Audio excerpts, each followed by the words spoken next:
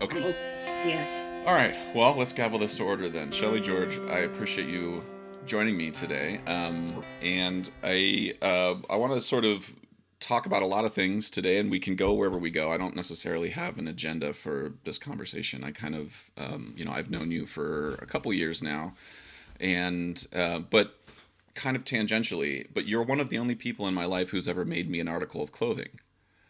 From Yeah. scratch. And I would love to, we were talking a little bit before we gavelled this to order that just about all the stuff going on in the world right now and stuff. I mean, it's not like there haven't been issues in society pre George Floyd, but a lot of conversations are happening. And I want to talk to you a little bit about the shirt and sort of what that meant to me as a selfish thing and just go from there. And I mean, it's all good. I just wanted to, it was, Yeah. but it's something I've been thinking about a lot about, and I want to chew the fat with you because you're a friend, and I trust you on that stuff. Of But course. before we get into that, I kind of want to know about like baby Shelly. I know that you're one half of a twin, and I don't want to like. I'm not twin, Josh. Wait, who's the twins? We're not twins. Wait, why did I not know that? I thought you were. We're not twins. We're 13 months apart.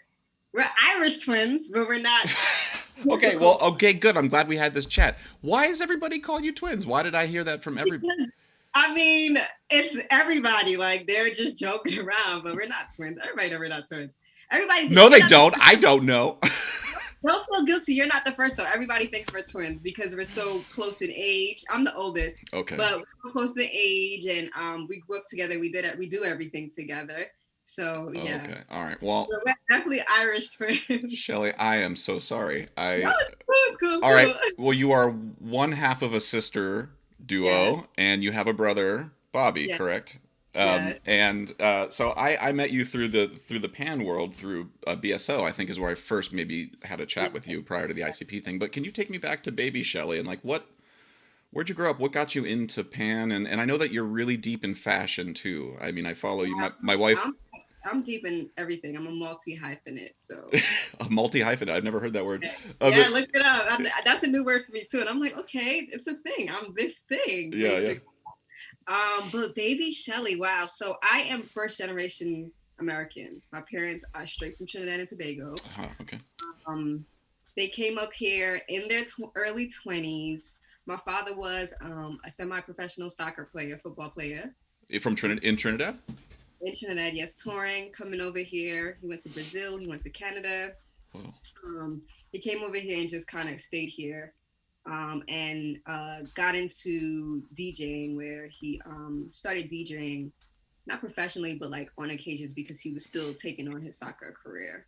My mom came over here as, just a woman with her sister, just trying to have expansion of life and just Hmm. learn new things. Usually that's what Caribbean parents back home do. They send their kids over here. So my mom just came over here just to, see how she can make things happen for herself. But met my father and had me in the early 20s. So they met here They met here, in the yeah. states. What if you don't mind me asking? And please, Shelly, if I ask anything that's just like rude or insensitive, just be like, rephrase that, sir. But like, what was the what you sort of like the idea that I would my parents. I'm just asking the obvious thing. Like I'm fourth generation from Mm, Ohio. Like my parents, the idea of going somewhere else to check out another place. Like a lot of my family just grew up in Ohio and they've been there their whole lives. Like right. what is in the culture or what is in the sort of idea when you say Caribbean parents want to send their kids? Like what's driving that? Well, America's like the free country. Like, there's an expansion of creativity. You can learn different careers, and learning those careers, you can once you have a career from a university or college in America, like you go to another country and they look at that, it's automatically you have a good system in a sense or Mm, a good setup. Um, so I think it's the idea of that. Also, just to different cultures and just to expand your range of like people, and just I guess find yourself, so to mm, say. And that's what America is known for, which I don't really agree with it. Just from me traveling and now seeing different parts of the country mm-hmm. and the world, and it's just like There's better places than America, but that's for another story. But Well, yeah, no, that's but that's the it. idea. Sorry, Sheldon, but that's interesting. I mean, I like you are. Do you have these conversations with your parents at all? And are your folks still alive?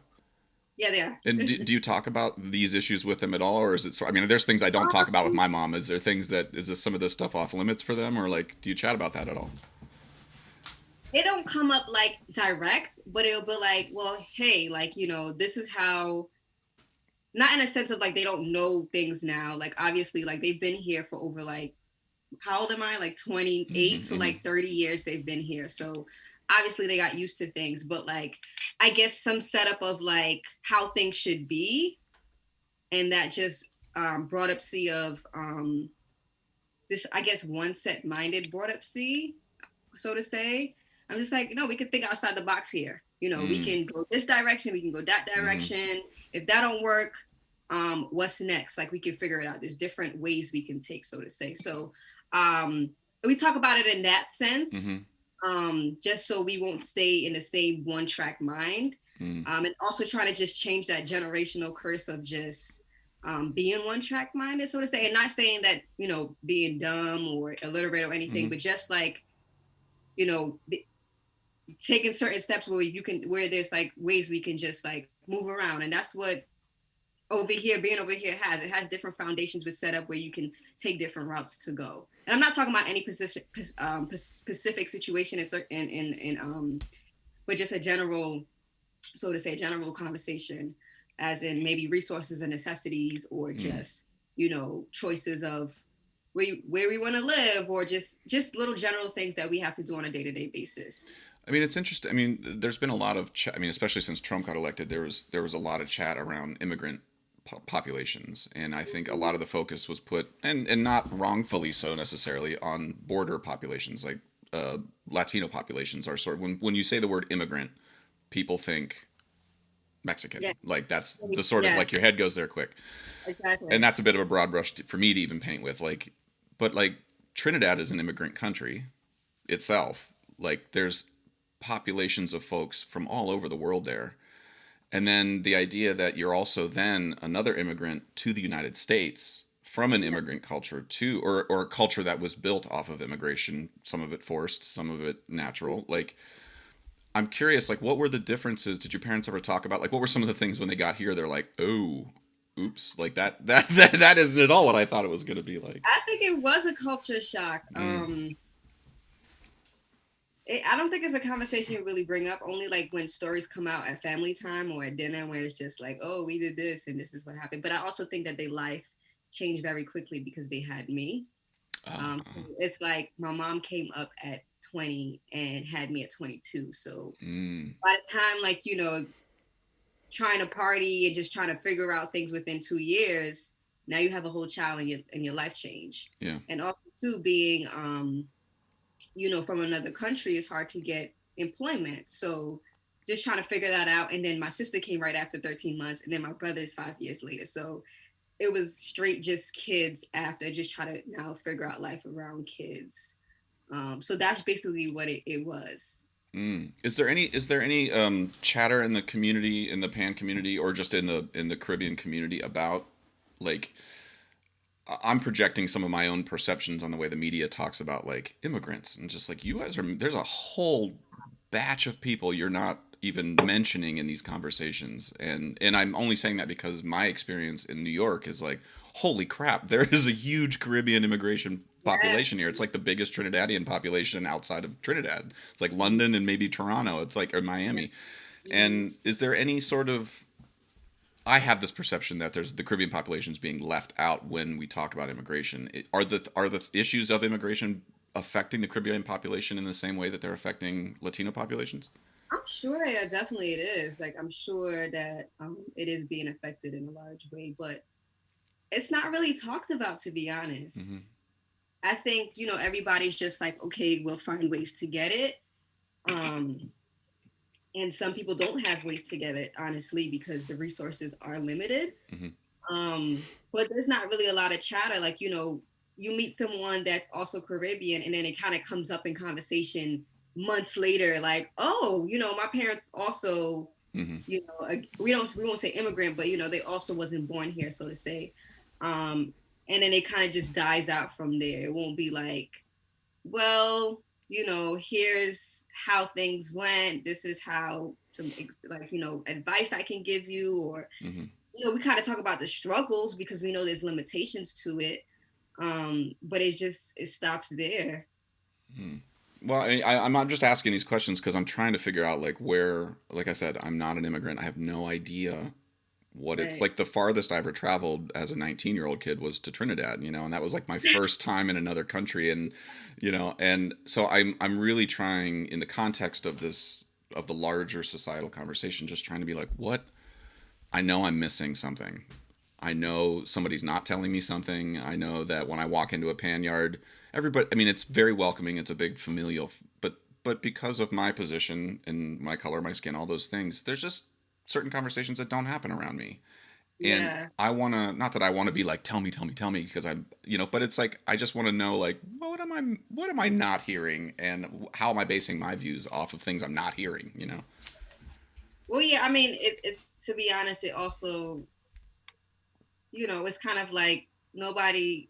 I guess when you in a pan setting, it's like we just here to have Hmm. hold vibes, basically. Yeah, yeah. Thinking about that stuff can, now it brings up, feeling depressed because of, you have to think about your family foundation. And right here in this moment, I just want to Hmm. have fun and feel a vibe and not think about any worries. And that's what the Caribbean is about. If you think about the party culture, it's like when we're there having fun, it's like just that. Like, do not bring any negativity into that fun at all. So, Hmm. um, I'm sure those conversations happen, but I'm sure behind closed doors and maybe with close friends and close family members. Yeah.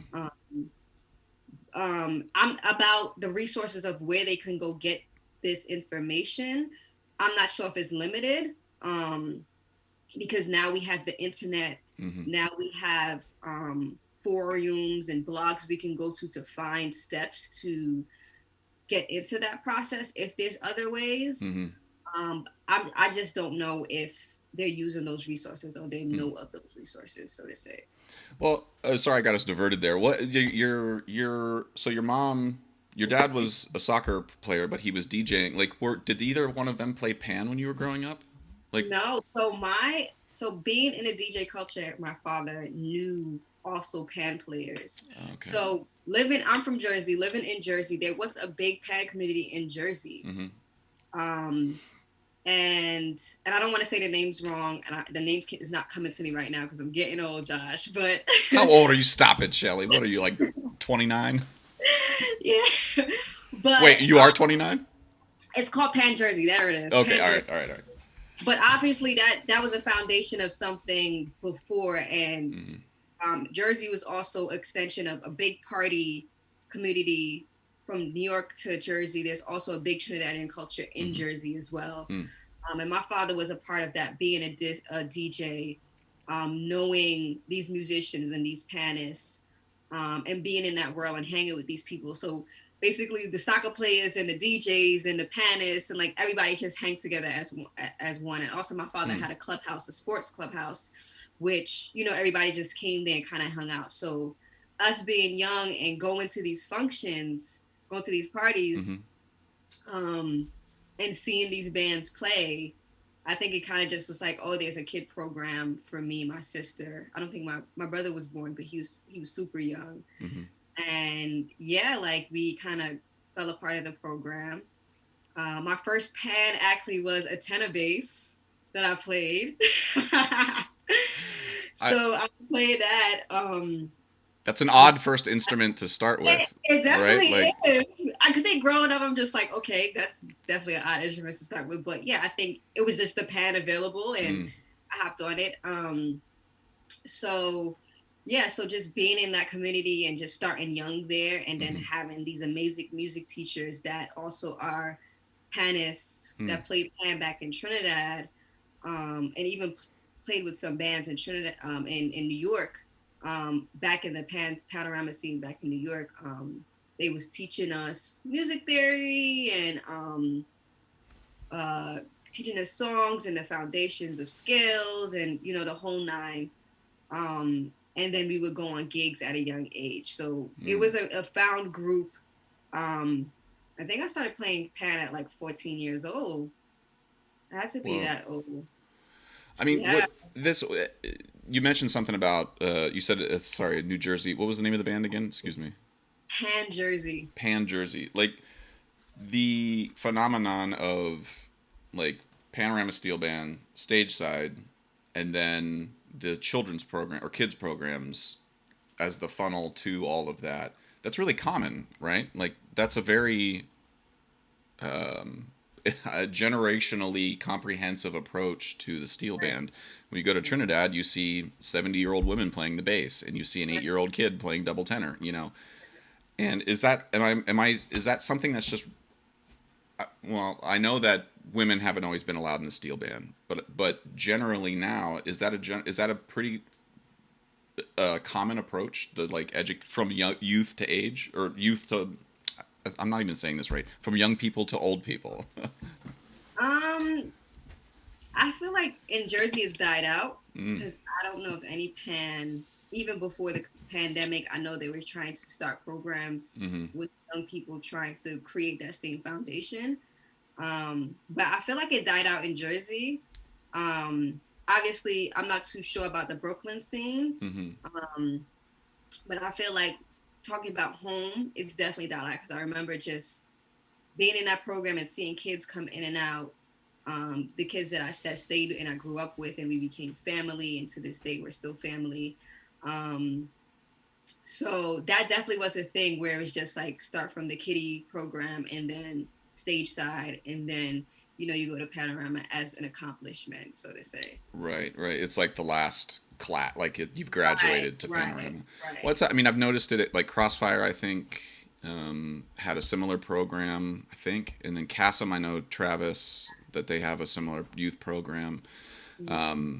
I don't know. It just seems like there's a real attention paid to young players coming up in a way that in the music education systems in the United States in terms of my experience. Yeah, I started in 5th grade, but it's not like from a young kid I was being exposed to, I wasn't playing gigs with my dad Right. when I was 14 years old or whatever, Right, right. And so I mean I'm curious like what from that you said you studied music theory and stuff. Did you study like music reading and sheet music and things like that as well? I mean, they tried to get into it, but um obviously like it was more of just picking up from just brain memory, so to say. So because me, for me, my accomplishments, I wanted to go to music school. Like I wanted to go to Berkeley College. Like that was a goal of mine, and Hmm. to be a traveling musician on a steel pan. Mm-hmm. I had that goal since from young until like I got in high school and I got into fashion. I was just like, okay, maybe it's fashion. And then I get into college and I'm like, okay, maybe it's marketing. Mm. Um, so um, I didn't really pay strict attention to the music theory side because that wasn't really a thing that they pushed, which I Mm. wish they did Mm. because I feel like knowing music theory can carry a long way. But it was more of just like, okay, these are the notes for the song. They might give us the paper with the notes on it, but that was it. Why do you think there was more of an emphasis on like oral learning over sheet music and That's a stuff good like that? question. And when you asked me that question, I was just thinking about it. I wonder why. And I don't want to say, lack of like, actually going to school and knowing Hmm. full there, because obviously, a lot of arrangers do it. We just Yeah, yeah. I mean, right. Well, Bugsy I don't Sharp. Bugsy Sharp has made it completely clear that you do not need to know how to read music in order to be exactly, good at what you do.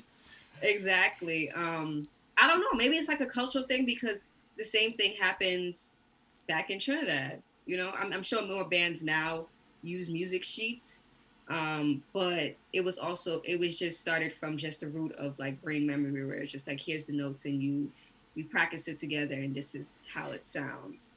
Um, but yeah, I don't know the answer to that question. Yeah, I don't. I don't. That's a good question, though. It's It's. a great question. I mean, it's a complicated question. I mean, it's one that I kind of know that there's not an answer to, but I'm curious to hear what. I think the answer is really complicated and messy. It's not like you can be like, well, in 1935, somebody decided there was no sheet music in Trinidad. It's like, well, that's That didn't happen. I mean, but it's just, there's a lot of stuff. There's, post-slavery. There's World War II. There's, independence in 1962, and what the British government had been teaching kids in Trinidad when they were in charge for years and years and years and years and years and years and years and years, and how that stuff. But then also, the way most of the world's music is transmitted is by somebody going, "Hey, play this." Yeah, Like that's, exactly. it's only like Europe and orchestras that were like really codifying stuff, and Beethoven and Bach and all those guys. And I'm trying real hard not to place a value judgment here. Like I don't think Trinidadians need to have their music written down for it to be important. Right. Exactly. I agree. Yeah. But there's also a reason we know about Beethoven and Bach and those guys is because their music was written down. And 400 years from now, I want people to know about Andre and Kendall and Devon and all these guys who, Mia and these arrangers who write symphonies and then they just disappear.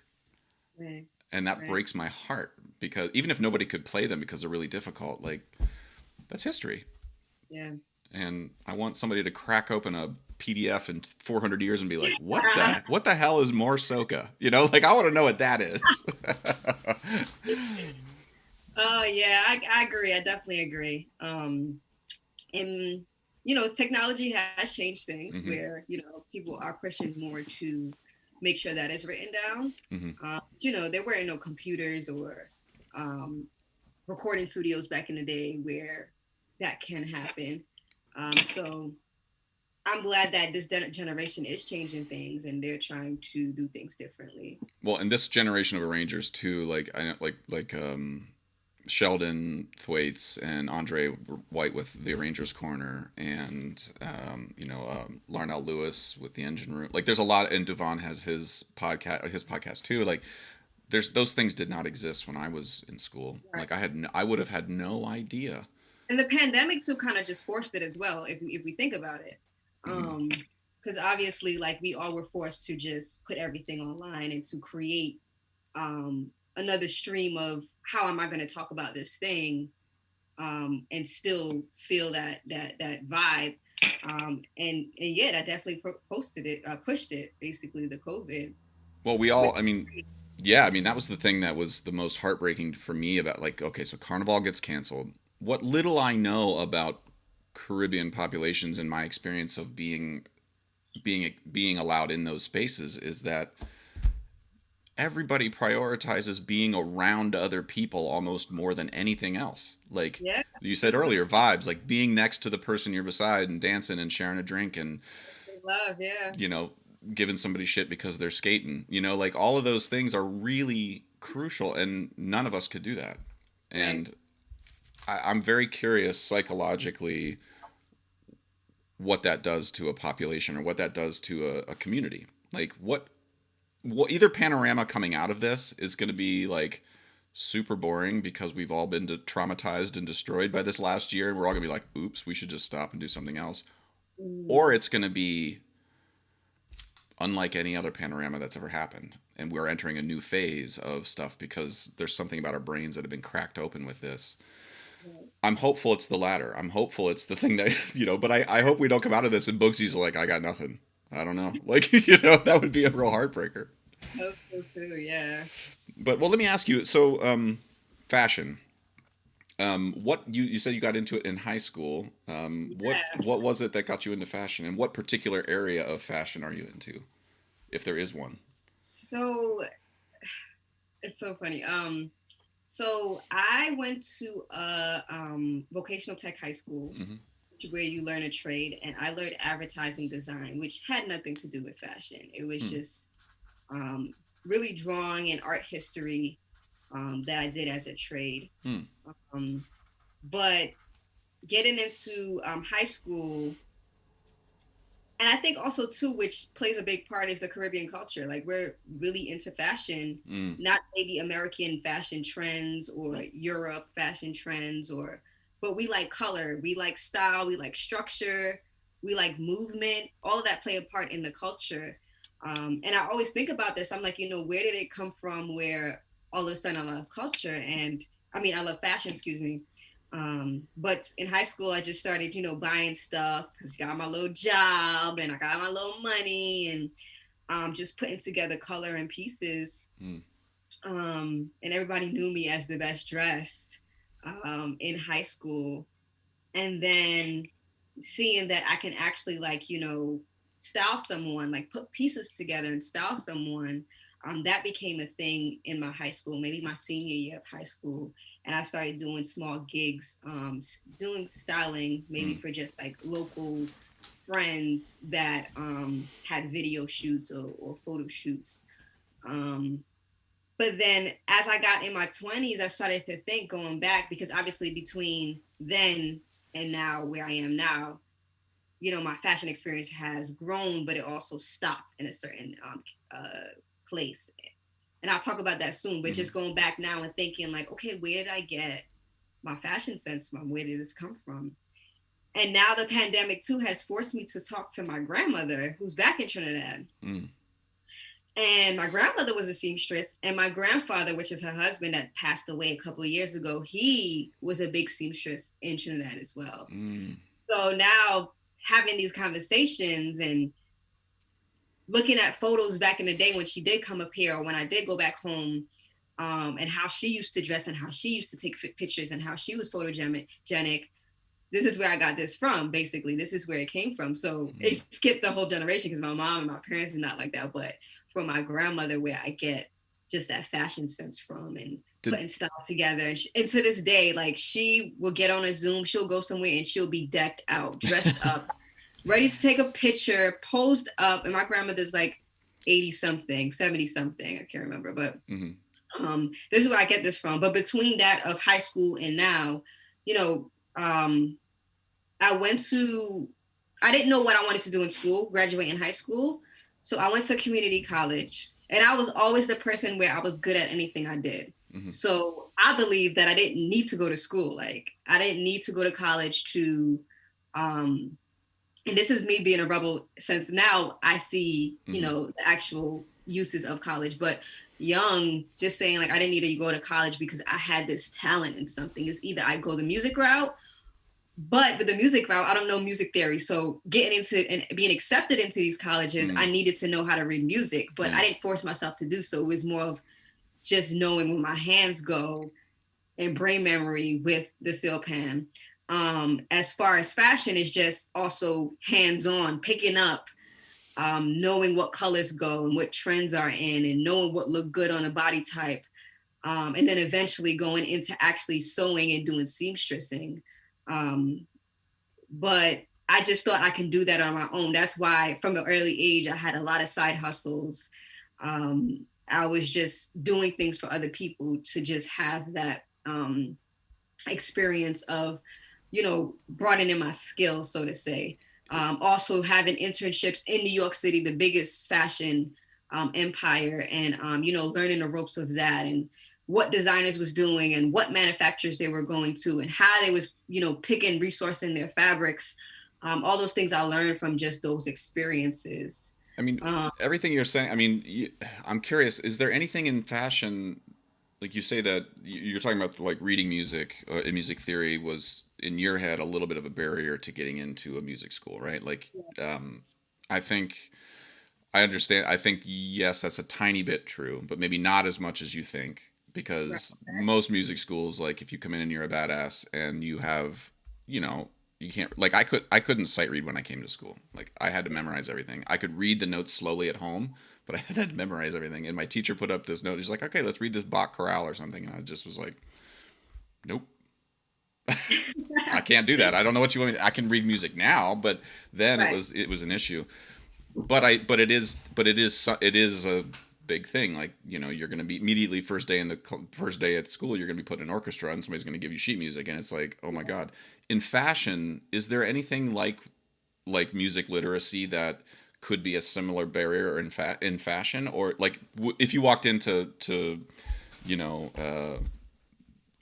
the School of Design in New York, I don't even know what the Parsons. You walk into Parsons, what's the version of sheet music in Parsons where you'd be like, oh no, I don't know how to do that?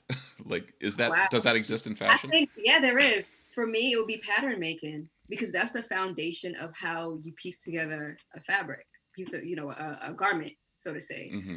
Because I didn't go to school for fashion, that is a curriculum you have to take, pattern making. Mm. Uh, Obviously, seamstresses now, like, there's freehand or there's actual patterns where you buy um, that the pattern is already made for you. You just cut it out and you put your fabric on it and pin it up and you cut it out. But a lot of people make their own patterns so they can make their garments. And that's where my piece was missing in comparison to music therapy as well. And is that something that you have to like you consciously work on now, or are there other skill sets that you're like, like in steel drumming, there are things for me where I'm like, I could get better at this one thing, but I want to actually get way better at this other thing. And so, the older I get, the more comfortable I feel. The closer I get to death, the more comfortable I feel being like, what, I'm just going to work on these arpeggios, or like whatever. But like, what is that? Are you feeling that way, or is it still, you still feel a need to go and learn the pattern making? You know what? That's a good question because, and I know in the beginning of a conversation, I told you that I'm a multi hyphenate. Mm-hmm. And I kind of jump into these things that I pick up because I know that if I do it, I'll be good at. But the downfall to that is, I think, and where I'm learning right now, actually, the pandemic has forced me to learn, like just learning back the basics of things. So, like the music theory, like pattern making, like that's what set the foundation. So now, when you do make a garment, you kind of know the placement of things, you know the structure of things, and same for music. And now I'm in a whole different career. Because I'm no longer doing fashion. I only just sew for myself right now. Well, yeah, and that's because I wanted to marketing. I do social media management now, but learning like these habits that I'm actually putting into other careers now. I'm just like, okay, you have to go back to the foundation of things. You can't skip that, and just because I'm good at visually seeing things and I can do it. And obviously, there's programs now online that I've done, and I did go to a school for marketing, for digital marketing. But now that fashion is changing, music changes, marketing is changing, social media is changing. Oh my God. You have to you have to stay on top of these trends so you can, change with it, so to say. So just try not to fall in that habit of again of like missing the basics of things or not doing the basic or going back to the foundation and being okay to go back to the foundation, because obviously it leads back to that. Right. I mean, did your grandmother, how much of a foundation, like, did she study any of this stuff when she was, or was it all by hand? Kind of just a pick it up type thing. And how much of the, again, I'm just sort of, I'm calling what I see, whether or not it's true or not is another thing. And so, but like, do you think a lot of the inspiration for just the type of styles comes from, like, your grandmother grew up probably playing Moss, probably dressing up, and I don't think so. No, I don't think so. I don't but think she did. saw it probably. I'm like, Oh, I definitely saw it. Yeah. I mean, that's like if you're a seamstress in Trinidad, you're either super employed during Carnival or you're hiding because you don't want people to be bothering you because they need people to sew and put things together. Actually, they made a lot of suits. Oh, okay. So it wasn't actually towards the carnival culture where they were designing for. It was actually um, like construction of suits, and a suit is the hardest thing. Is that right? It's the hardest thing to kind of put together. So why?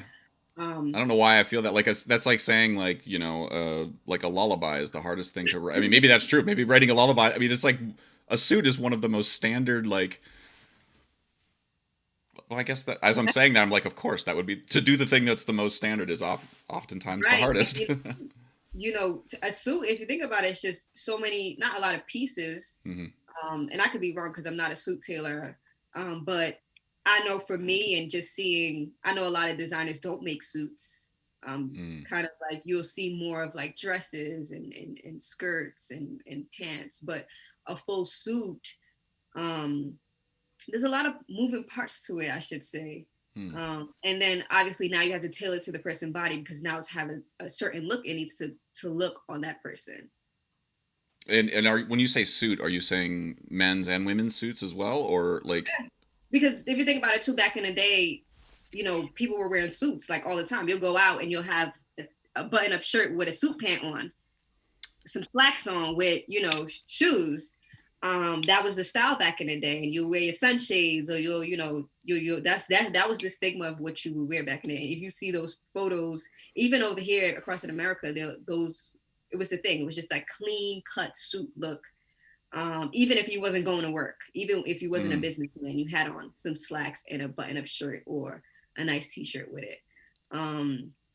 So I guess I can't, obviously I didn't get a chance to talk to my grandfather because he passed away before I actually clicked like, wow, this is where I got it from.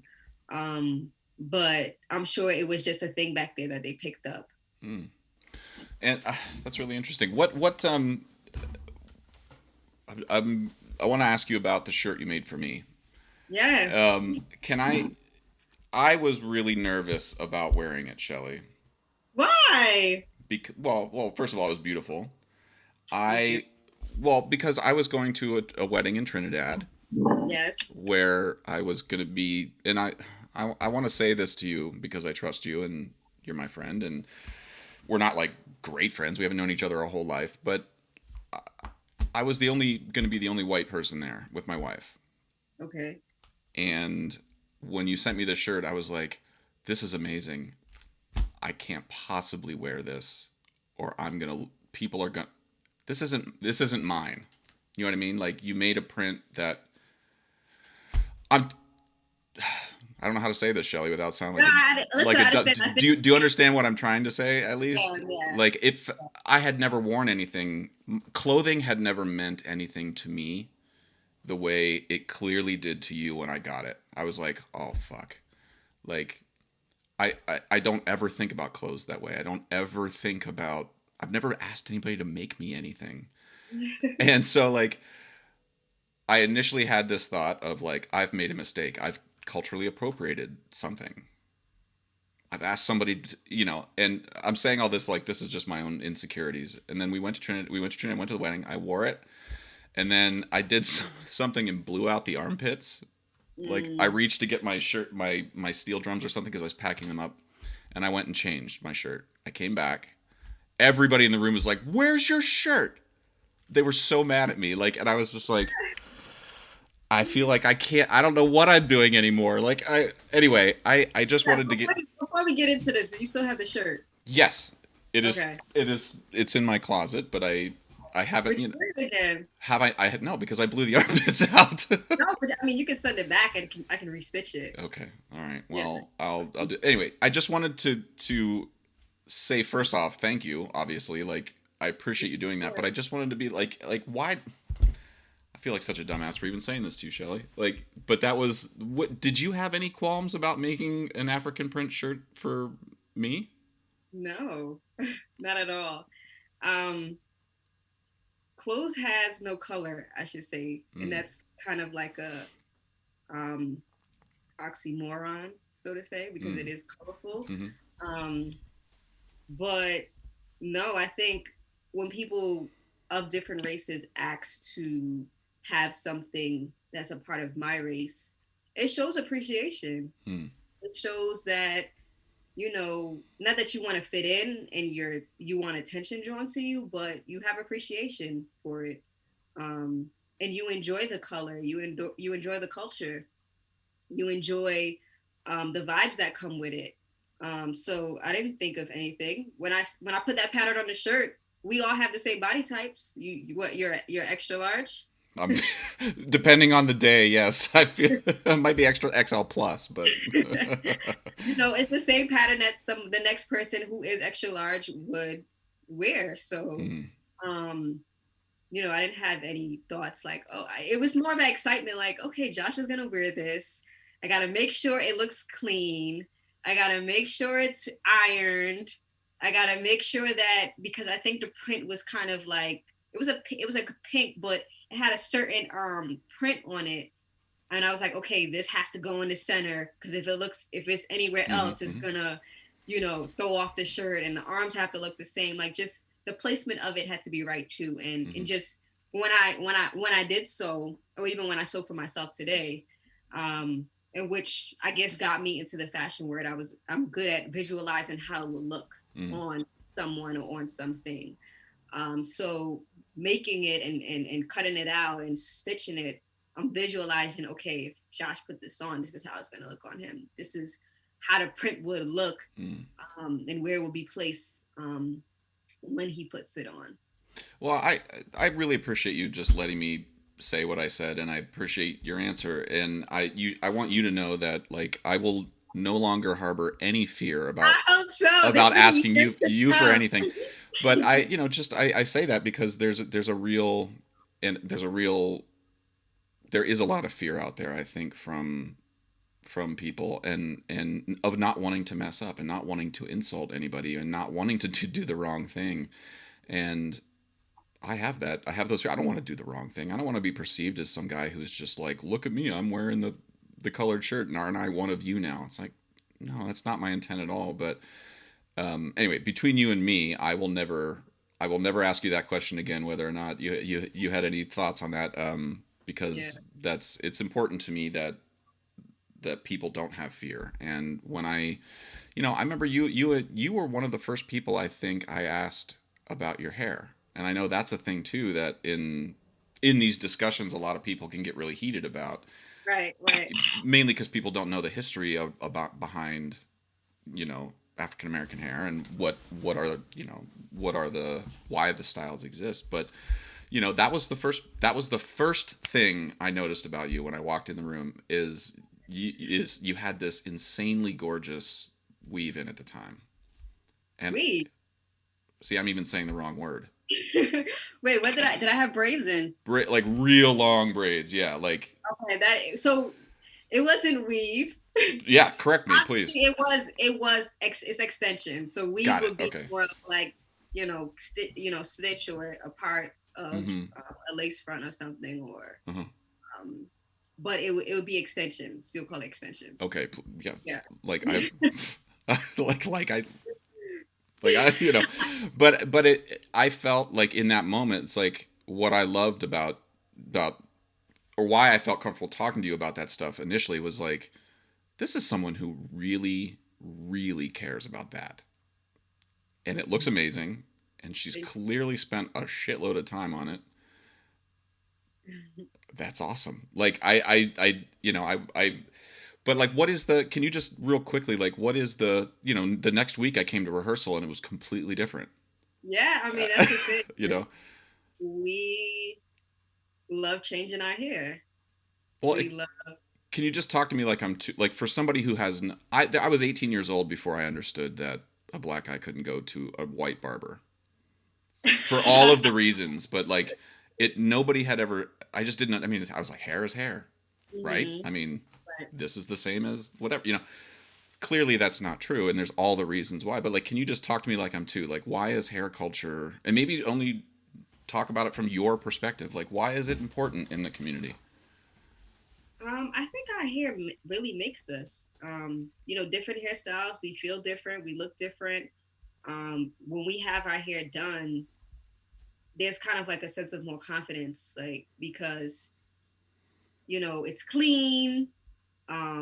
You feel like you're in your element.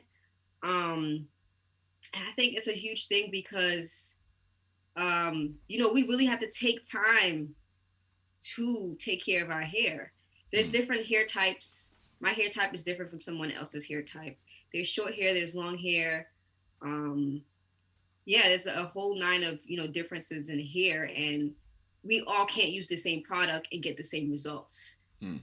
Like Hmm. me and my sister have different hair types, so I can't use the same products or the same routine and get the same results. So really, we have to take the time out to learn our hair, and the time we put into it, obviously, um, when it comes out the way we want it and when we feel, um, like that we got a down pack routine Hmm. as far as, the shampoo that works for us, or the curling, um, cream that works for us, our hair type.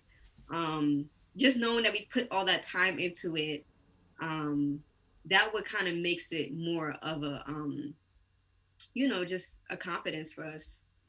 How much of that is, I mean, can you do your hair by yourself? Yeah.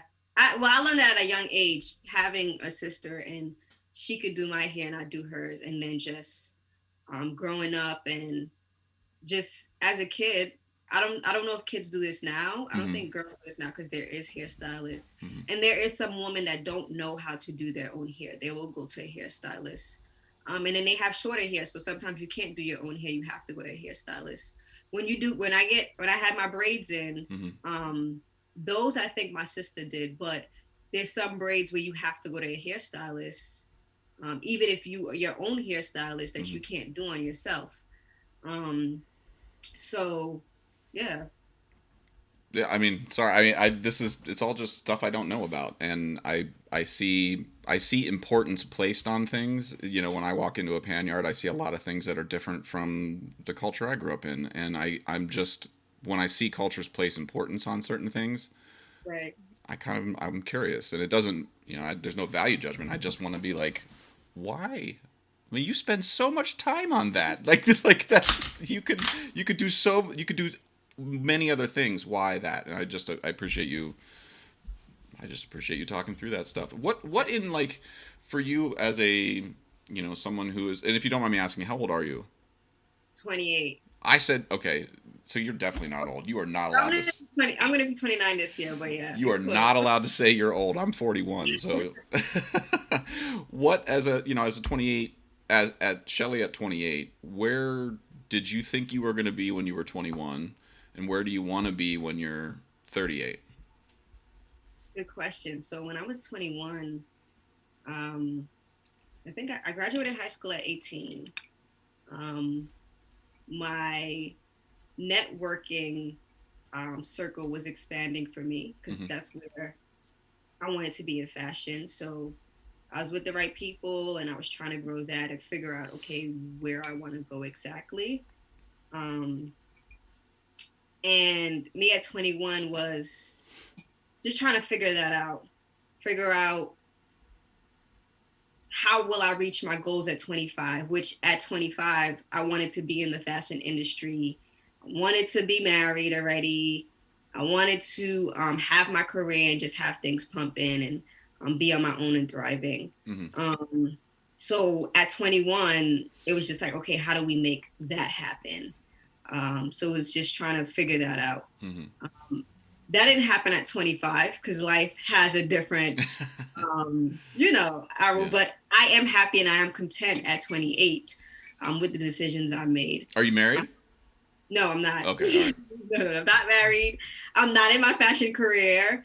Um, I'm not living on my own. So none of those things check the box. But what checked the box was I am happy. I am content and I would not choose to have anything in another way. Um, and then at 38, I guess really, Before you say what your 38 is, it just goes to show you how silly your 21-year-old version was. And I say the same. It's like, so then why do I think that the 41-year-old version knows jack shit right now either? Like, like when I'm 48, I'm going to be looking at 38-year-old Josh and being like, that guy was such a dum dum. exactly. And that's why I'm hesitating to answer the 38-year-old question Mm, because I've made it a point where I'm not setting up mm, these, obviously, yes, milestones, but not mm, these big achievements. And I give it to anybody that does. Like, I'm not saying mm-hmm. don't do that, but not these high standards where it's just like I have to, when I don't get it, now I'm sad or now I'm feeling a type of way. So, and I guess that's what life teaches you after 25. It's just about taking it one day at a Mm-hmm. time and being confident in what you know and being humble and learning new things as well. And knowing that the next decade or when you are 10 years from now, that you'll know something completely different. So, I mean, let me ask the question in a different way. If money wasn't an issue, and like location wasn't an issue, and you could be like, you could have the money of Jeff Bezos for one day, and just be like, this is what I'm gonna do now. Like, is there anything in the fashion industry or the pan world, but since you're steeped in the fashion stuff and marketing, is there anything in that where if you feel like you had all the resources in the world to change the way that system works and the way in what it's producing, is there anything you would is there Yeah. any switches you would flip immediately given the Yeah, power? I think not that I try to do it because I don't have Jeff Bezos' money, but Nobody um, does, except for maybe his ex-wife now. I think she got a big chunk of it. Good for her, by the way. I think even with music, with pan, with fashion, with now marketing, I'm such a very giving person. I Mm-hmm. always want to teach people, even younger women, you know, the resources I knew and how I went about doing things without a college experience or even with a college experience, because I remember being in that world and in that mindset and trying to figure things out. And now because I'm a freelance, I do freelance work now. Um, when I do pitch to clients, it's small businesses Mm-hmm. that is trying to figure out how do I do this thing on social media. Um, and I think if I did have that type of money and I did have those type of resources, I would really, try to help small businesses just kind of thrive um, in, the marketing, the advertising, um, the creative world. I mean that sound. I mean, I don't have a passion for marketing. Like Facebook and social media scares the hell out of me. And Yeah. like you can have all the positive comments in the world, and one person's like, "I think you stink," and then my day's over, and I've just ruined my whole. Like I don't. Yeah. Every time somebody's just like, "I work in social media and marketing," I'm like, "You have different DNA than I do, and I don't. You're an Mhm. alien to me. I don't understand how you can stomach that side of things." But I imagine like given that you're in fashion, some like marketing is a you're dressing something up Yeah. to look and be perceived a way that the company, whatever it is, wants to be perceived. And oftentimes companies don't know, just like your clients who you style, don't know how best to dress themselves. Even Exactly. though they invented all the things that are in the room, like or they it's their idea and they're making some product and that you maybe can't make, but they have no idea how to put on a shirt and tie and talk to other people about what it is they do. Right. And so you're sort of it doesn't surprise me that those two lanes in your life are constantly beside each other because that's a hard skill set. Well, Shelly, this has been really really fun, and I've stolen almost an hour of your time here. That was fast. Oh my I goodness. know an hour flies. I feel like one of the reasons I do these podcasts, in addition to just to get to know and talk to friends and whatnot, is just so I'm not on my phone for an hour. Like it's kind of refreshing to just have an hour where I'm just talking to somebody else about stuff. And anyway, time flies. But well, is there before we wrap up, is there any place like where if folks wanted to learn more about the stuff you do, the work you do, the companies maybe that you are like, if there's a particular project that you've worked on that you're really proud of, is there any place where folks could go to check out your work? Right now, right now my website is down Mm-hmm. just because of a revamp that I'm doing to the website. Mm-hmm. But there is my Instagram, Shelly F George. Um, I do have a Facebook page, Shelly F George as well. Mm-hmm. Um, but as far as other things are to come, it is coming and it will be on my Instagram page. Okay. Well, I will make sure to post and send people that way. And well, Shelly, I really hope that BSO gets together and we can all get together and have a rum and coke and just we could just stare at each other. We don't even need to play. I just want to be in the same room with people that I know and just be like, "Hello." I Yeah, haven't seen you in a definitely. year, and this sucks. Well, I hope we can get together and play and hang and chew the fat more in person. And I hope you stay safe and healthy first and foremost. In the meantime, Sure. Thank you for having me. well, I you're appreciate it. well. The door's always open. I have repeat guests, and if there's something else that comes up and you want to chat, you know where to find me. So, we'll tell your non-twin sister I said hello. I will. And I apologize. I genuinely apologize. This is probably a question you're tired of answering or correcting No, it's people on. fine. I'm used to it. And we'll tell Bobby I said hello as well. Okay. I will. And tell your wife I said hi. I will do that, and I'll dig that shirt out and send it your way, and we can Yes, please, get it please. mended. You have to wear it again. Okay. All right. Thank you, Shelly. Take it easy. Alrighty. Bye-bye. Okay, I hope you enjoyed that conversation. This podcast is brought to you by Liquid Drum, liquiddrum.com down in Waco, Texas. My good friend Todd Meehan runs an amazing percussion company down there. Great merch, great content. Check him out, liquiddrum.com. Also, Kyle Dunleavy, dunleavypans.com, DUNLEAVY pans.com. Kyle Dunleavy makes and builds all the steel drums that I perform and teach on, in percussion, as well as at NYU and Princeton. He's an amazing tuner builder, just a really nice guy, very dependable. Check him out. If you are interested at all in steel pan advocacy, want to learn more about the goings-on in pan in Brooklyn, check out paninmotion.com. My good friend Kendall Williams, Jerry Guy, Trisha Guy, and Arisha John run an amazing organization called paninmotion.com. Check them out. And finally, Alejandro Mirage runs an amazing clothing apparel company in Brooklyn that is steel pan centric. You can check him out at mangochow, CHOW, clothing.com. I own a bunch of his shirts. They're amazing, very stylish, beautifully made. Check them out. mangochowclothing.com. Okay, hope you're well. Talk to you soon. Bye.